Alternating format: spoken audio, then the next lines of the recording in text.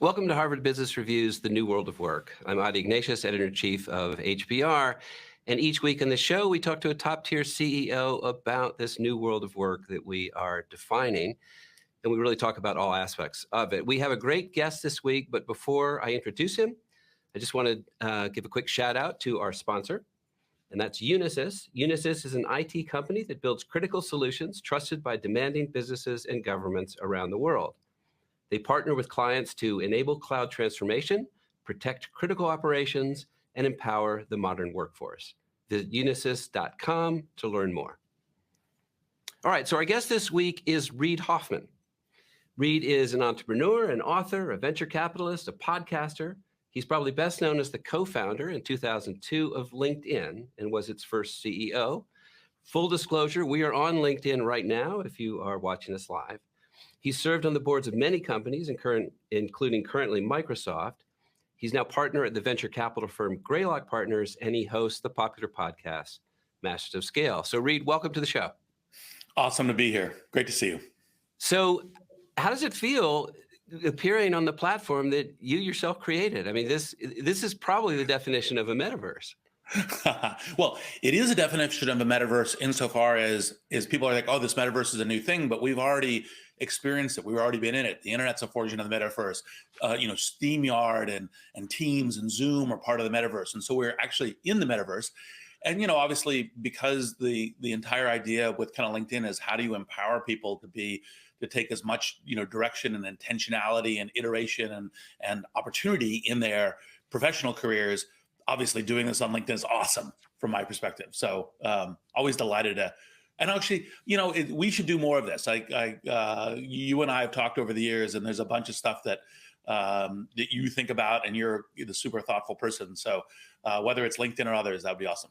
Yeah, well, that sounds great. I'd love to do more. And just for people who are wrestling with the definition of metaverse, this is actually not the metaverse. This is meta, but it's not metaverse. But maybe we'll talk more specifically about the metaverse and possibilities, because I know we've already gotten some audience questions about that. And by the way, if you want to ask, raise a question that I can ask Reid, type it into the comment box. We'll try to get to a bunch of these along the way. But a lot of the questions that I have and that people who are watching have are about innovation. And you've been involved in a number of companies that have been super creative, super innovative, and have scaled, which is you've written the book about how to scale. I guess my question is, tell us something about innovation that we don't know that might be of use to our audience. Always a great question. It's kind of where is the unique thing. Let me start with something that probably a number of people know, but then move to maybe things that are a little bit more esoteric or more, side, kind of subtle. The first one is there is no innovation without risk. And so you can't have, frequently what happens in these kind of things is, I'll take an innovation and it'll just work. And obviously there's ways you try to be innovative in risk intelligent ways. You try to maximize the chance that it will work. You try to minimize the cost of it not working. You try to have some things where if it didn't work, it still works in some, kind of viable way of making work. But literally, if you don't think, if you're trying to be innovative and you don't see the risk in what you're doing, either you're not being innovative, you're being blind to the risk, or maybe it's just not that interesting. And so that's one. Now, the more subtle ways of thinking about kind of innovation are kind of like, okay, so which innovations may have an interesting chance to work? And this is actually one of the things where you have to intersect a number of different things. So typically, of course, again, people will think, hey, what are the platform changes? Is it metaverse change? Is it an AI change? Is it a cloud change? Is it the ongoing mobile change, et cetera? And how does that lead to what the changes are in the thing that I'm working in? And, how does that play to our product or service? How does it play to our supply chain? Or how does that play to how do we work? And then asking a whole set of questions around these things are generally how you can lead to innovations. But then you want to begin to say, okay, it's this combination of yes, I've got a good idea. I might be kind of adjusting to a meme that people are talking about, but I'm also thinking about in concrete terms about like, how does our product or service work? How do our company work? Because, you could say, well, there's like, like a classic one, and it's kind of like metaverse is a very common one, which is part of the reason I actually answered in a kind of a direct way of saying, actually, in fact, we're already in part of the metaverse, because people being clear about what is that metaverse. So like, is it, oh, we're all going to be in bodysuits with a head camera, and that's how everything is going to work now, and it's going to be all like Ready Player One, but everything else. And I think once you begin to really think about that, you realize that future is not near term to us. And that actually, in fact, the more interesting thing when you're looking at patterns of innovation are what's happening in the next 3, 5, 10 years. And this is actually, I think, probably the last point I'll make on the innovation is thinking about timeframes is actually really important. Timeframes for when is a platform change happening, timeframes and how can you execute on things, and what is that intersection. And not every time you have a good idea, if you're not throwing out some of your good ideas, then you're probably also not being discerning enough to say, okay, yeah, I had this really good idea about how to use video, but it doesn't really fit within the timeframes, and so I'm going to do something else. And so anyway, those are some. And I'm happy to go into depth in any of these, but those are some kind of Jackson Pollocking throwing paint on the canvas on innovation. Yeah, no, those are all great points. And actually, there's an audience question that really built on this. I'm going to go to that right away. And this is from Alex in London, which is, how do you scale innovation where the profitability of your legacy products can get in the way of kind of innovation and R&D? Well, it's a classic problem. Obviously the innovator's dilemma is usually the way that this is historically described, Clay Christensen. And the short answer is it takes some leadership, and it takes some grit in order to do it. And usually what you want to be able to do is you want to say, hey, if we're going to be innovatively disruptive, we want to do it to ourselves. And so you start doing that process. You'll get organizational tension because your whole organization will be around your legacy product. You'll be still in a place where you say, businesses are about tuning efficiency. And so that's part of the reason why you have like HBR, and you have, business schools. In other words, like, how do you reliably put in $1 and get out $2 or $5 or, and it's like the legacy business will clearly do that. Whereas the new thing is like, well, wait a minute, are we taking that away? Are we destroying ourselves? Would someone else do it if we didn't do it, et cetera? And the answer is you have to start trying to do it. It's one of the reasons why I think one of the things that is a practice that the disruptive part of the management of companies in Silicon Valley is you always do some red teaming. You always say, how would an innovator come after us? Okay, can we experiment with that? Can we own that channel? Can we be doing whatever the disruption is, the platform, the lower cost of product or service, because the innovator's dilemma with Clay Christensen was classically, studied very much on hard drives and kind of cost of that. And we be doing that and making that happen. But without leadership, that can't happen. And the leadership ultimately comes from the CEO and the executives who say, we need to be doing this. And a lot of times, unfortunately, this is when leaders are acting like owners are not, and owners of the future in decades and so forth. It's like, well, if I don't have to do this innovation and then I can hand it off to the next generation, that's frequently where companies can get into trouble, because they haven't been taking the risks and making the efforts on the new products. So I'm going to do one more innovation question. You're kind of innovation guy, so I'm going to pepper you with one more innovation question, and this is actually from Steve Kep in Brooklyn. So it's really about innovation opportunities that have maybe been created by the pandemic. I mean, as he puts it, as startups aim to solve problems for employers adapting to long-term distributed work, in what areas do you see promising opportunities in HR and tech and whatever? So there's a couple of places where structurally you should look at the opportunities. So one is, the kind of the classic aphorism, never waste a good crisis. In this kind of thing, it's like, look, everything's volatile, it's been shaken up some, trying to predict where it's going in this volatility, and going and skating to where the puck is going, not where it is, but where it's going. Some of that is to say, look, we're accelerating our digital transformation. It was one of the things that, kind of Satya Nadella said very early in the pandemic is, each month we're seeing a year of acceleration of the digital transformation. And I think that's continuing to be the case, and say, okay, well, given that, how's the market condition, customers, individuals, et cetera, to this digital transformation? Where is that going to be heading? How do I get there in the kind of the time frame, and what am I doing? And I think that and obviously, some areas that are obvious is, things where, well, we're now all conditioned a lot more to doing work through, kind of Teams and Zoom for this kind of thing. How do we make that work? What's the iteration of that? When you think about HR and kind of things like, okay, how do we build, company building, team building, trust building, culture building? How does all that happen now that you've got wherever it actually ends up, you have some more distributed, some video work and workforce, and some more distributed team, and some more distributed work processes. How does that all work out? And those, I think we've seen obviously some great innovations and some great acceleration, but it's usually in this tech stuff is people tend to call it to the new thing too early. Like, oh, okay, we're still in the mobile revolution, we're still in the cloud revolution, we're still in the pandemic and shared collaboration of the fact that we are in this collaborative environment from distributed locations. And so you say, well, Zoom's obvious, but then what else might make a difference? Well, like, products like Coda, where you say, well, okay, you're redesigning your workflow for how you would want to work. And it's a platform for internet, kind of collaborative workflow in terms of how you do it. That would be an example. And things like that are the things where you start thinking, okay, I'm looking out for how does this digital transformation accelerate in terms of what's going. So part of what you just said is that we don't quite know where we are and where we're going.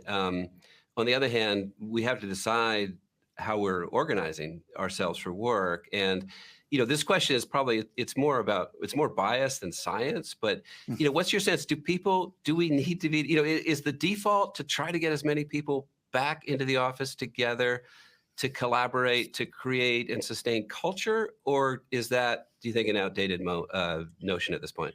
So I think all of the reasons why we have gathered in cities, in companies, in other kinds of collaborative work environments, those reasons still persist. And it isn't 100%. There's like, some percentage of people who are like, oh my God, I'm undistracted by meetings and I'm allowed to sit in my home office and do some stuff and I'm so much more productive. And there are some people who are much more productive that way. And by the way, part of it is recognizing who those people are and how you work with them. And now we've got this exposure. How do we make this blended environment work? And so I think that there will be persistence and learnings from this kind of distributed work. On the other hand, I think there's a higher percentage of people who get energy from being in the room with each other, who like I can tell my level of creative problem solving is better when I'm in the room, with a whiteboard or something else and working on it and kind of riffing than I am on Zoom or on Teams. It's just, I'm not terrible and I can make it work. And obviously the last 2 years, that's what we've been doing. But I've already kind of, now, vaccinated and tested, done some of this stuff where you're in the room and the pace and the on targetness and everything else, because time always matters in these coefficients, is good. And I think all of that kind of thing will, generally speaking, lead people back in the room. And I think part of it is they say, well, but wait a minute, it's working well now. And you're like, well, it's working that well now when it's been everyone distributed. But then once you begin to reaggregate, the Hamiltonian phrase of being in the room where it happens is like, well, actually, in fact, a key discussion was had at the water cooler or at the cafeteria where you were having a coffee together, or a key thing was, kind of in a walking out of that meeting was like, I thought about this during the meeting. And that's part of the reason why then people say, well, we need to aggregate. And that's a natural way that we tend to operate. And I think that will generally happen across all the things. Now, my advice to leaders is not to overly force it, because obviously people want to see in their leaders that they care about my work style, my productivity, my happiness, my health. And so they don't want to be like, hey, you're saying you're fine being at home, get your ass back in the office. And it's like, no. Look, what we care about is how we work really well together, and how you and the team both really work well together. And that's the thing we're focusing on. And I think that will naturally end up with people broadly back in collaborative circumstances, even though you'll see lots of innovations. Maybe it'll be like Tuesday, or each group chooses its work at home, day, or the no meeting day, kind of off the Toby Lutka, kind of a Shopify, somehow they operate, which you can hear on the Masters of Scale podcast. And so those kinds of things I think will persist and continue. Excellent plug for the Masters of Scale podcast, by the way. Thank you. So a couple weeks ago, we had Sandy Spiker, the CEO of IDEO, on the show, who, we were talking about some of the same stuff. And she was saying, what they're trying to figure out is being physically present shouldn't feel like a punishment or a mere requirement, that there has to be a pull factor beyond. I mean, everything you may say about collaboration, about the whiteboard, about the water cooler may be true, but not everyone's going to buy it, and it's hard to actually prove it. So they're trying to think really, so what's the pull factor, whether it's food, whether it's, hackathons, whether it's dance parties. I mean, just something where you need to be physically there and there's a pull. There's something fun and attractive or valuable to being in the same room. So I think the pull factor is a great idea, and I think it's important to do, and it's part of showing that we care about it. We're not mandating. It isn't like, you are a cog in our machine and your cog needs to be here. It's like, no, we're organic. We're a team. We play together and so forth, and we work together. And I think food and kind of coffee and other kinds of things are a really excellent way of doing that. I think that my general nudge for folks is to do things that align to the work and to the intersection. So it might be, it isn't just like, oh, the entertainment's here, or the exercise class or the gym is here. I think it might be things like okay, so when we're working together, we have all of these things that make our work and collaboration more easy and together. Like, so for example, if your meeting room has a bunch of things that make all of that meeting much more, kind of easy and fun. Like you could say, well, blending them together is like, say, for example, you put Nespresso machines in every meeting room, and then you had, kind of Post-it whiteboards and things, and you had some here, like we were asking about innovation, like here are some good meeting prompts and questions and things to do. And obviously you can put those up in your, collaborative working environments online too, but things that kind of align more to the intersection between the work and the projects you're doing and the way that you're being effective there, and making it more fun and being more present with each other. And I think those are the kinds of places to hunt for the pull factors, and then look for the ones that are also unique to your culture. So I want to shift gears and talk a little bit about the role of business in society. I know that you're a fairly activist business person yourself. So I guess my question is, more and more people are asking businesses to weigh in and even help solve seemingly intractable social problems. And I guess the question is that in fact the role of business? And if it is, how can business, play that role effectively and not, spread themselves thinly and not really make a difference? It's a great question. I think the short answer is employees, customers, even investors, although investors tend to be, more like just, hey, what's the equity value, et cetera, care more and more about kind of what your impact in society is. And it's helpful to your business across a number of frames to be leaders in this. And then you say, well, how do you not just say, well, okay, everyone's climate change, so we're all going to need climate change, we're all going to be sustainable. And by the way, climate change, obviously a big one, and saying something about what you're doing to important, current zeitgeists and massive important phenomena like climate change is really important. But what you do is you think, well, what's the mission of my business? And what is the thing that my business is really trying to do? And how do I invest in that in order to make a very big difference? And that's where you put your real dollars. And part of how to look at it is to some degree, that efficiency we talked about businesses earlier is businesses are platforms. So like if you took LinkedIn, you say, what kinds of things can LinkedIn do with a dollar that is differentially applied to things that make a big difference in society? If you said, well, what we should do is we should be investing in carbon capture in the oceans, not data centers and so that we could do, but there's something like that. It's like, well, we don't have the platform for that. Similarly, like if we were launching a business and we were saying, hey, LinkedIn should launch an apparel business, well, we don't have a platform for that. We will be terrible. We'll be really inefficient.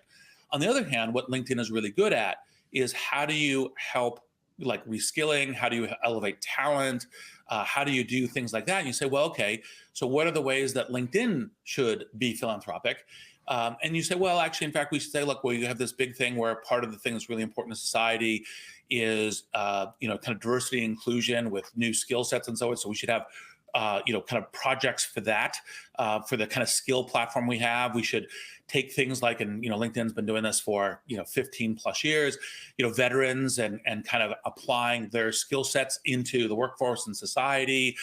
We should be working with cities. We have this LinkedIn Cities project, which is what are the industries and the skills of the future that are relevant to the kind of city regions, and how do we help cities invest intelligently in that to help their citizens and help their industries, kind of navigate that, because we have, kind of data and perspective and other kinds of things that can help with that. And so we go, these are the places where we spend a dollar and we get $10 output. And aligns with what our mission is and why our employees are here and why our shareholders, buy into us, and the kinds of things we can do and we can talk about. And that's the thing to kind of look at. So you go, whatever your company is, you go, here's what our mission is, and here's where, because we have this platform with amplified value, here's where we can put in some money and make a difference. And then you say, well, how much money should we put in? And so are those, well, how scale are you? How profitable are you? How much is it important for your employees and for your shareholders and for your customers to be showing that you are leaders in this area in order to be doing it? And then that roughly, and then all these things are calls of art and leadership. Then you invest in that. And I think that's one of the really important things. And I'll actually end with one last point on this, which is, something was obviously, pretty tense in 2019 and 2020 was, where should business leaders be playing a role in politics? And obviously the typical answer is kind of like, well, but wait, we have both, Republicans and Democrats, and we have a wide variety of view, and we should be, kind of open for shareholders and for employees and for customers. And that's, I think, broadly correct. On the other hand, I think actually, in fact, there are issues in politics that are fundamentally good business issues. So, for example, rule of law, stability in the society.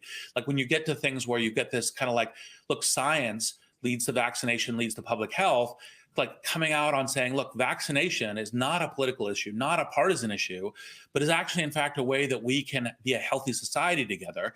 And actually, in fact, is, like you can look at it and say, look, the science very clearly shows that it's much safer to be vaccinated for yourself than not to be vaccinated. And it's also part of being safe to other people. Because if you said, well, I can just go risk other people by saying I'm individually choosing not to be vaccinated because I'm potentially breathing on them and spreading a disease to other people that might kill older people or might kill people with, weaker immune systems. They're like, well, that's not a freedom question. That's a public health question. And those are the kinds of things that business leaders can weigh in on, even though there will be criticism from people saying that's partisan. You're like, no, that's not partisan. That's science. That's rule of law. That's kind of thing. And where that is, and you just kind of say, part of when you know that you have to be a good leader is not when it's easy, like saying, we believe in excellence, we believe in shareholder returns. Well, okay, great, and that's important, but you don't get criticism for that.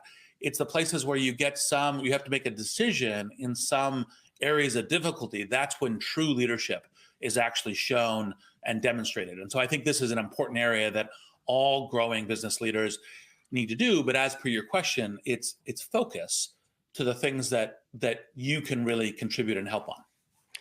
So you've been talking about leadership, and I want to press you on that a little bit. You've been a CEO. You've invested in a lot of CEOs, probably some successful, some not so successful.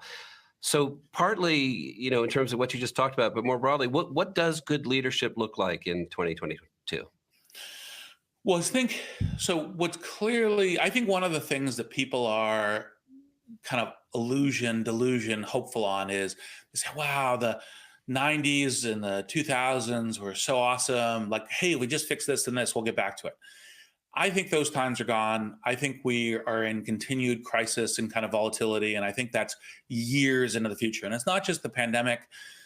There's obviously kind of, global tensions and competition. There's political disorder. There's a whole set of different things. And then we've got climate change, which we've been ignoring effectively for too long. And my own personal view is really how we've been ignoring it is by not massively investing in technology, carbon capture, geoengineering, energy, the fact that, all governments should be investing in nuclear fission as a plan, call it, kind of all the plans to make it work, because obviously the technology has gotten a lot more involved. And so I've been doing it personally as kind of philanthropic, because I'm not a professional investor in energy, and breakthrough energy investors and Bill Gates and all the rest as well doing this.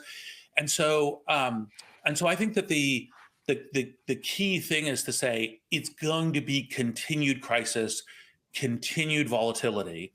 And so then what do you do as a leader? Well, you have to in that environment, get some stability, get some coherence in how you're operating together, identify very clearly what future you're trying to build towards, why it is you're making some of these hard calls that other people might make differently or might question you on, where your ethics and values are, and why you're saying this is the ethical thing that we're investing in. This is the thing that we're doing. Because there's obviously tons and tons of things to do, and you can't do all of them as a business. It isn't what you should do as a team. It isn't what you should do for your investors, but you can do some. It's a little bit like, kind of like always be doing something that's really good in the world, but that doesn't mean you have to do everything. And then how much? Well, that's a choice of what you can do and where you think your real ability to contribute is. So as promised, I want to come back to the metaverse. We started by talking about it, and you said both that, well, in some ways it's already here, and also that, in the real sense, it's still quite a ways away. So help us, those of us without great imaginations for how technology can change things. How might a metaverse world or whatever change the world of work, improve the world of work, hopefully? Well, so I think, by the way, that's part of the reason is that we're already doing that. I mean, we already have much better ability to do hybrid. We have much better ability to bring, kind of people together. We now have we have this amazing talent, that's in, Wyoming or in, kind of Florida or where in somewhere else, and we can bring them in together into a kind of company and work together. And I think that's part of what's new. And we have not just these initial tools with video conferencing and so forth, but we have a whole suite of other kind of network native, you might say even multiplayer foundational tools like Coda and others coming in order to make this work, Figma, other things. And so I think that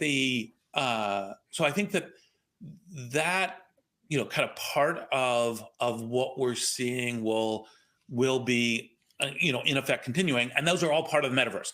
Now, that being said, people like the Ready Player One, the Snow Crash, the wow, like we can have a completely new kind of fanciful environment. I do think, by the way, that there will be like visualization tools, and there will be the way to kind of like jointly immerse yourself in simulations, and to take things like, you could see the kind of the when in the film Minority Report, some of the things where kind of interface things were being worked on at the MIT Media Lab were brought in to show you how you could be like kind of moving data and images around and so forth. And I think we'll see more of that, and I think we'll see them through these devices, and I think that will continue to amplify. But I don't think what people tend to think, because they've seen these kind of movies and read this science fiction, that's like all of a sudden we're going to be in haptic bodysuits, and that's the way we're going to be working. And you're like, well, actually, in fact, of the 4 million inputs that we have into our brain, 3 million for our eyes, and a lot of our eyes would be able to see people's faces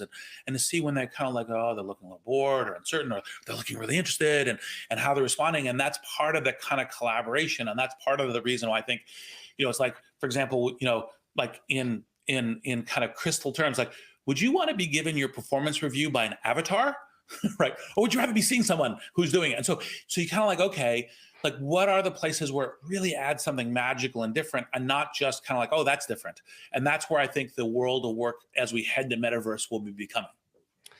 So you put your finger on, I mean, Zoom is, not that complicated a technology, and we sort of talk about Zoom fatigue, but it's actually kind of good, because it is very intimate, it's very up close, and it's exactly what you say. You really are getting, a close-up look at people, a close-up look at faces, and ability to kind of read the emotion.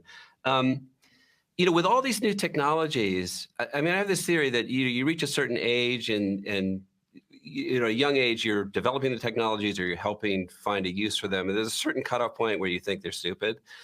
For my father, that was email, but so with the kind of new, I don't know, generation, they're not so new, but whatever, cryptocurrency, NFTs, the metaverse. I mean, these are all in a category of things that may or may not dramatically remake our future, and that some people don't get or don't think are valid.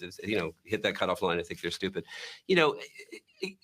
Are these things I ticked off, are they the future? We just have to kind of just orient ourselves toward understanding that the world is going to change dramatically? I guess the wise path to do this, I think, is to always say, in a new technology that has enough actual traction, not just heat, people talking about it, there is an element there that will be part of the future.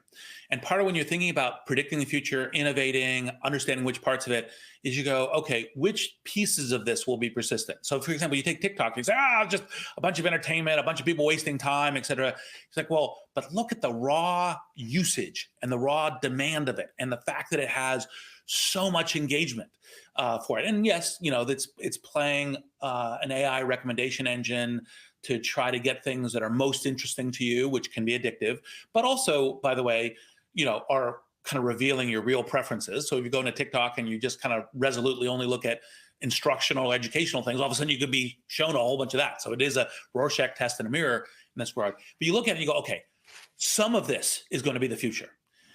And one of the things that's interesting is it evolves and changes. So, okay, what are the things, the pieces that are most fundamental to it?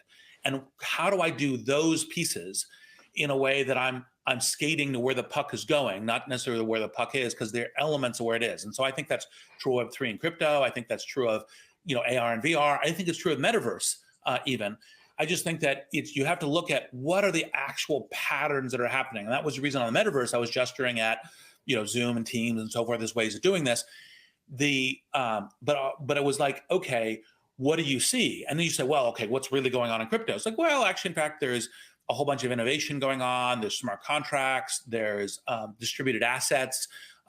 There's a question of a new banking infrastructure layer. That's part of the reason they call it Web3, that you have a distributed ledger, where ledgers are platforms. And so maybe NFTs look a little strange initially, but I can nearly guarantee you there will be something interesting about NFTs that will be mass market within, call it, 2 years, right? It isn't just like I'm buying a Bored Ape or a CryptoKitty or something else, but it's kind of like the something like, oh, that actually in fact really matters, and that kind of uniqueness thing matters. And so you look at it and you don't go, oh, I just go, the whole thing's dumb. Okay, if there's heat, what's the thing that's persistent and will innovate and come off of? And that's the interesting place to continually be part of the future on this. So if you've got another sec, I have one last question, and I want to talk to you about talent. I mean, you've written books about talent and the relationship between employers and employees, and so there are a couple of questions that have come in, and one from Donna from Massachusetts is the question of recruiting, which feeds into a number of issues: the desire to have a diverse workforce, the ability to have a distributed workforce. But then her question is really geography, that Silicon Valley is too expensive for a lot of people, and that sort of hurts your recruiting. And then there's a question, Sarah from Phoenix, about the anti-work trend, people who feel really disenfranchised, but by what they perceive as the uncaring nature of their employee and maybe the whole system. So this is, I was throwing sort of the big talent question. How do we think about recruiting the teams that we need as everything is getting sort of blown up? So I think it's one of the things that is kind of most key when you're thinking about innovation. So, obviously I published the Alliance with HBR because it was, one of the things I love about HBR is it's kind of so focused on these key areas that may not be quite as obvious, like talent, for how do you create and innovate in the future. And the Alliance was, how do you recruit and manage innovative talent? And innovative talent wants to play into the future. And so I think that the question about caring is doing things where you show that you care about the world and you care about where the talent's going. And part of course, the Alliance is you care about where their careers are going, not just as a function of what's good for you, that maybe they're going to evolve and become leaders in your own company, which would be awesome. But one of the things that some of the leaders at LinkedIn, like Kevin Scott, who's now the CTO of Microsoft, would ask people in interviews is, what's the next job you want after LinkedIn? Because our commitment to you and our commitment to you as part of our team is we will transform your career. And we'd love it if you work at LinkedIn your entire life, but we also want to make sure that whatever happens next, you do amazing work for us and you have an amazing career, including and possibly in other places. And that's part of where you can show that people are caring about it. And then when you have volatility like this, it's what I think Ryan Roslansky and other folks have referred to as the Great Reshuffle, which I think is right. The Great Resignation is a great kind of media PR line, but it's really a reshuffle. And how do you get that reshuffle? Because you get in this kind of the pandemic asteroid has hit the economy. What happens in terms of people saying, well, now I can try this, or now I can take the risk of this, or now this, I've rethought it, my priority is X. And how do you turn that kind of crisis and change and volatility and opportunity, and always be thinking about, like, your company's capabilities are entirely the organization and composition of the talent that you have. Yes, you might have a great initial business, you have a great position, a great product, but the future is being driven by a talent. And so focusing on talent strategy is a key thing of what you're doing, and a key differentiator for your company is an obvious thing to be doing. So, Reid Hoffman, I want to thank you for being on HBR's The New World of Work. You said you want to do more of these things. I would love to figure out more ways to do things with you together. Me too. That was a great conversation. Awesome. Thanks. All right. So I also want to thank our friends at Unisys, our sponsor. Our guest next week, so that will be Wednesday, January 12th at 12 noon Eastern Time, will be Carol Tomei, the CEO of UPS. We'll talk about how UPS has shaken up its business model since she took over, and about her thoughts on diversity, about good jobs, and about stakeholder capitalism. Thank you for being with us. If you're an HBR subscriber, head to hbr.org/newsletters to sign up for the New World of Work newsletter. Anyway, I'm Adi Ignatius, editor-in-chief of Harvard Business Review, and we will see you again next week.